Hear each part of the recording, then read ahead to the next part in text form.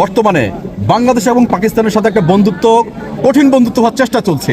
আমরা কিছুদিন আগে দেখেছি পাকিস্তানের একজন রাজনৈতিক নেতা সে বাংলাদেশকে সামরিক চুক্তির আওতায় আসার কথা বলছে, এবং ইতিমধ্যে বিভিন্ন গণমাধ্যমে আমরা জেনেছি পাকিস্তান থেকে কিছু অস্ত্র কিনবে, বিমান সহকারে কিছু অস্ত্র কিনবে। তো আসলে এই ভারতকে ঠেকানোর জন্য মূলত আমরা যেটা জানি এই পাকিস্তানের বাংলাদেশের যে বন্ধুত্বের যে চেষ্টা, আসলে এটা বাংলাদেশ বা ভারত পাকিস্তান যুদ্ধের এটা কতটুকু উত্তেজনা সৃষ্টি করছে বলে মনে করেন? শোনেন, আমি একটা কথা বলি, এখন সবাই কিন্তু আগুনে ঘি ঢালার চেষ্টা করছে। আগুন জ্বলছে সারা দুনিয়া। হ্যাঁ, এখানে অস্ত্র ব্যবসায়ীরা তৎপর, তাদের অস্ত্র বেচতে হবে। এখানে সাম্রাজ্যবাদীরা নতুন সাম্রাজ্য বিস্তারের পরিকল্পনা নিয়ে এগিয়ে যাচ্ছে। কাজে আগামী দিন এটাই ঘটবে, শক্তিশালী রাষ্ট্রগুলো দুর্বল রাষ্ট্রগুলোর উপর প্রভুত্ব বিস্তার করবে। এখন পাকিস্তান বাংলাদেশে কয়টা বিমান দিলেই ঐক্যবদ্ধ হয়ে গেল ঘটনা তা নয়।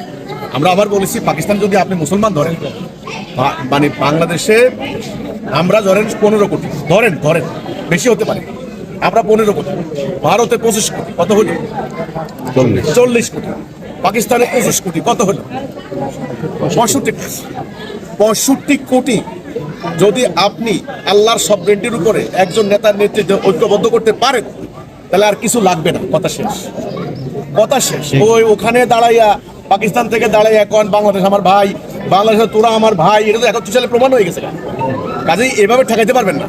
ঠেকাইতে হলে রশি একটা, ওয়াতাসিমু বিহাবলিল্লাহি জামিআন ওয়ালা তাফাররাকু, আল্লাহর রশি ধরতে হবে, লা ইলাহা ইল্লাল্লাহর রশি ধরতে হবে, এবং সন্দেহ মুক্ত হয়ে একজনকে নেতা মানতে হবে। তবে এটাই হলো ঐক্য। 65 কোটি মুসলমান যদি ঐক্যবদ্ধ হতে পারেন, পরে সিদ্ধান্ত কি হয় তখন দেখবেন। এটা পারেন কিনা দেখেন।